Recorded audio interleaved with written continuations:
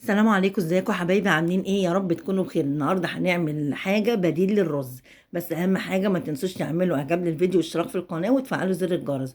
نقول بسم الله ونبتدي.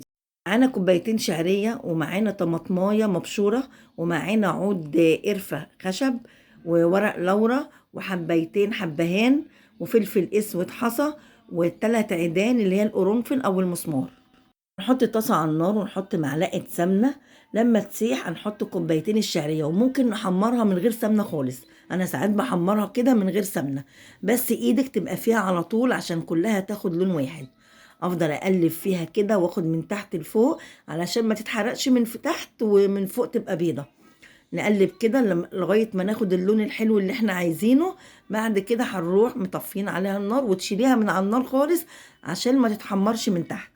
وهروح حاطه حله كده على النار، واحط فيها برضو معلقه سمنه صغيره خالص، معلقه مش كبيره اللي احنا حاطين في الشعريه.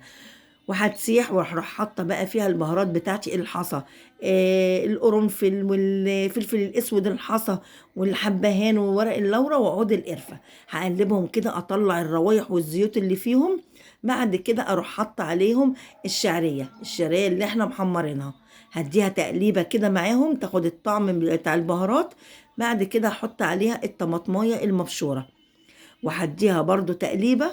وهروح بقى حاطه كوبايتين ميه سخنه. احط كوبايتين الميه السخنه كده، واروح حاطه عليها حوالي نص معلقه صغيره كركم، او ممكن بودره زعفران، وممكن ما تحطيش خالص. وهديها تقليبه طبعا، واحط لها بقى الملح بتاعها، واقلبها واغطيها واسيبها لغايه ما تشرب. هنا بقى الشعريه بتاعتنا بعد ما شربت الميه كلها، هوطي بقى عليها النار واسيبها 5 دقايق، لان الشعريه طبعا ما بتستوى بسرعه، ما بتاخدش وقت. دي بقى شكل الطبق بتاعنا، الشعريه بديل للرز. الله على الجمال، الريحه بقى في منتهى الجمال، حلوه جدا زي ما انتم شايفين. ما هو مش كل حاجه رز رز، لازم نغير شويه. وخفيفه بقى وطعمها حلو جدا. جربوها وهتعجبكم ان شاء الله. وما تنسوش اهم حاجه تعملوا اعجاب للفيديو واشتراك في القناه وتفعلوا زر الجرس. والسلام عليكم ورحمه الله وبركاته.